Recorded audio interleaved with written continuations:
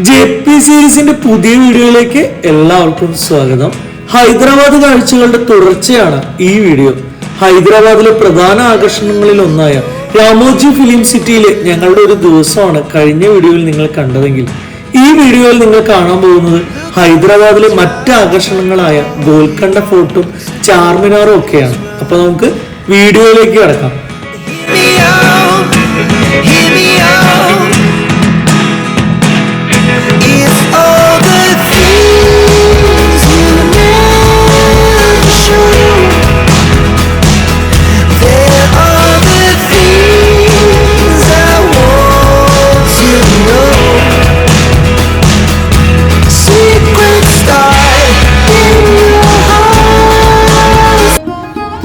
ഹൈദരാബാദിൽ നിന്ന് ഏകദേശം 11 കിലോമീറ്റർ അകലെ പടിഞ്ഞാറ് ഭാഗത്തായാണ് ഗോൽക്കൊണ്ട കോട്ട സ്ഥിതി ചെയ്യുന്നത്.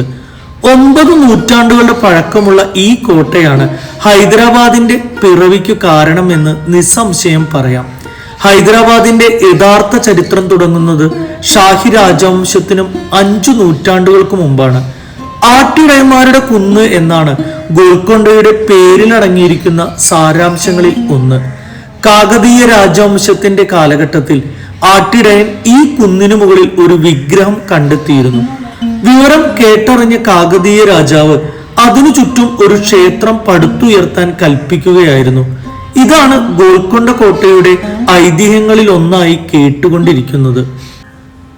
കാലങ്ങൾക്കു ശേഷം കോട്ട ബന്നി സുൽത്താൻമാർ കൈയടക്കുകയും അവരുടെ സാമ്രാജ്യത്തിന്റെ ഭാഗമാക്കുകയും ചെയ്തു. അവരിൽ നിന്നും കുത്തബ് ഷാ കോട്ടയുടെ ഉടമസ്ഥാവകാശം ഏറ്റെടുക്കുകയും ഗോൽക്കൊണ്ടയെ തങ്ങളുടെ രാജ്യത്തിന്റെ തലസ്ഥാനമാക്കുകയും ചെയ്തു. ഷാഹികളിൽ നിന്നും മുഗൾ സാമ്രാജ്യം കോട്ട പിടിച്ചെടുത്തെങ്കിലും പിന്നീട് കോട്ടയെ നശിപ്പിക്കുകയായിരുന്നു.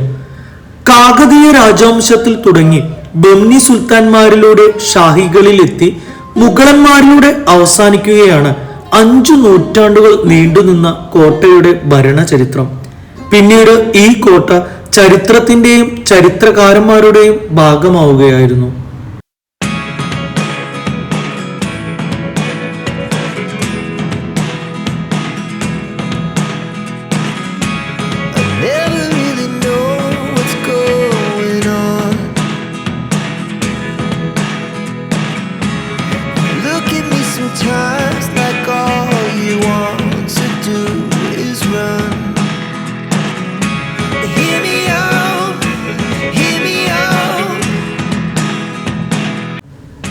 ഇന്ത്യയിലെ ഏറ്റവും മനോഹരമായ കോട്ട സമുച്ചയങ്ങളിൽ ഒന്നാണിത്. ഇന്ത്യയുടെ വാസ്തുവിദ്യാ വിസ്മയങ്ങളിലും പൈതൃക ഘടനകളിലും ഈ കോട്ട ശ്രദ്ധേയമായ സ്ഥാനം നേടുന്നു. 1931 മുതൽ ഇത് ദേശീയ സ്മാരകമായി പ്രഖ്യാപിച്ചു. ഹൈദരാബാദിലെ ഒരു പ്രധാന സിനിമാ ലൊക്കേഷൻ കൂടിയാണിത്. ഈ അടുത്ത കാലത്തെ ഹിറ്റ് സിനിമയായ പ്രേമലുവിലെ ഒരു ഗാനരംഗത്തിന്റെ പകുതിയോളം ഇവിടെയാണ് ചിത്രീകരിച്ചിട്ടുള്ളത്.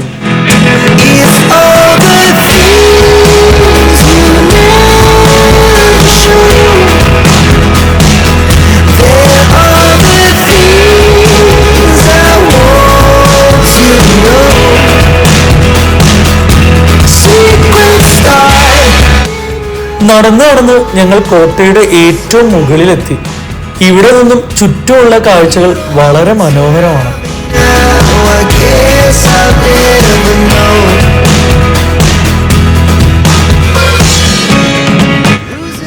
അങ്ങനെ ഉച്ചവരെ ഗോൽക്കൊണ്ടയിൽ ചെലവഴിച്ച് ഞങ്ങളുടെ അടുത്ത ലൊക്കേഷനായ ചാർമിനാറിലേക്ക് പോവുകയാണ്. ഹൈദരാബാദിൽ തല ഉയർത്തി നിൽക്കുന്ന ചാർമിനാർ സന്ദർശകരുടെ ഇഷ്ട കേന്ദ്രങ്ങളിൽ ഒന്നാണ്. 1591 കുത്തബ് ഷാ രാജവംശത്തിന്റെ സുൽത്താൻ മുഹമ്മദ് ഗുലി കുത്തബ് ഷാ ചാർമിനാർ നിർമ്മിക്കുന്നത്. നഗരത്തിൽ വ്യാപിച്ചിരുന്ന പ്ലേഗ് നിർമ്മാർജ്ജനം ചെയ്തതിന്റെ ഓർമ്മയ്ക്കായാണ് ഇത് പണിതുയർത്തിയതെന്നാണ് ചരിത്രം. ഇത് ചാർമിനാറിനോട് ചേർന്ന് നിൽക്കുന്ന ഒരു മസ്ജിദാണ്. ഞങ്ങൾ ആദ്യം ഈ മസ്ജിദിലേക്ക് കയറി.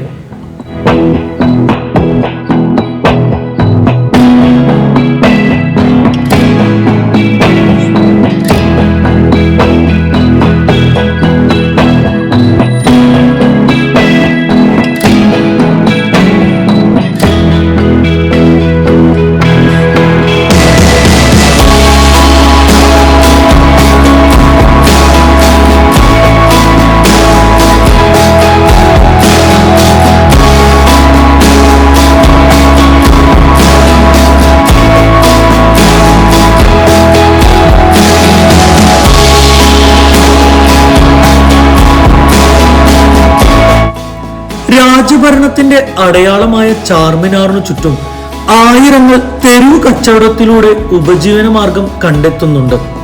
170 അടി ഉയരത്തിൽ തലയെടുപ്പോടെ നിൽക്കുന്ന 4 മിനാരങ്ങളാണ് നമ്മെ വരവേൽക്കുക. തിരക്കൊഴിഞ്ഞ നേരമുണ്ടാകില്ല. 4 ഭാഗത്തു നിന്നും ജനം ചാർമിനാറിലേക്ക് ഒഴുകിക്കൊണ്ടേയിരിക്കും. കുപ്പിവളകളുടെയും മുത്തുമാലകളുടെയും അത്യപൂർവ ശേഖരങ്ങൾ ഇവിടെയുണ്ട്. വസ്ത്രങ്ങളും ചെരുപ്പുകളും അലങ്കാര വസ്തുക്കളും പഴവർഗ്ഗങ്ങളും എല്ലാം നിരനിരയായി വിൽപ്പനയ്ക്ക് വെച്ചിരിക്കുന്നു.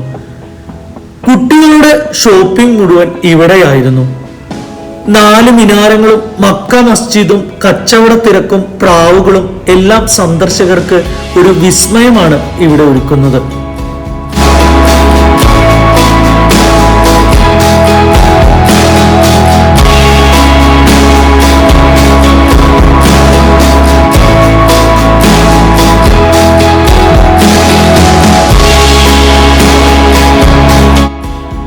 ചാർമിനാറിന്റെ ഏറ്റവും മുകളിലത്തെ നിലയിലെത്താൻ 149 സ്റ്റെപ്പുകൾ കയറണം. 4 മിനാരങ്ങളെയും പരസ്പരം ബന്ധപ്പെടുത്തിയാണ് ഈ സ്റ്റെപ്പുകൾ നിർമ്മിച്ചിരിക്കുന്നത്. 4 മിനാരങ്ങളാണ് ചാർമിനാറിന് ആ പേര് നേടിക്കൊടുത്തത്. ഈ 4 മിനാരങ്ങൾ തന്നെയാണ് ചാർമിനാറിന്റെ ഭംഗി കൂട്ടുന്നതും.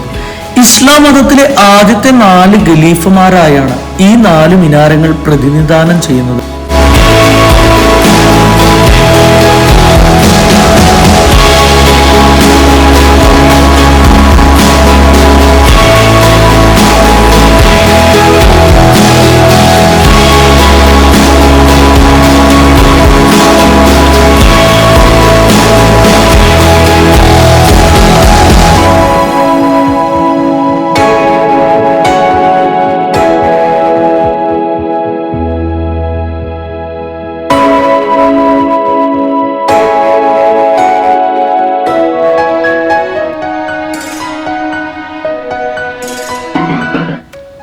ശരിക്കു പറഞ്ഞാൽ ഹൈദരാബാദിന്റെ മുഖമാണ് ചാർമിനാർ. ഹൈദരാബാദ് എന്ന സ്ഥലപ്പേര് കേൾക്കുമ്പോൾ തന്നെ ഹൈദരാബാദ് സന്ദർശിച്ചവരുടെയും അല്ലാത്തവരുടെയും മനസ്സിൽ നിറയുന്ന ചിത്രം ചാർമിനാറിൻ്റെതാണ്. ഹൈദരാബാദിലെ ഞങ്ങളുടെ ഇന്നത്തെ ദിവസം ഗോൽക്കൊണ്ട ഫോർട്ടിലും ചാർമിനാറിലും ഒക്കെ ആയി കഴിഞ്ഞു. ഇനി നേരെ റൂമിലേക്കാണ്.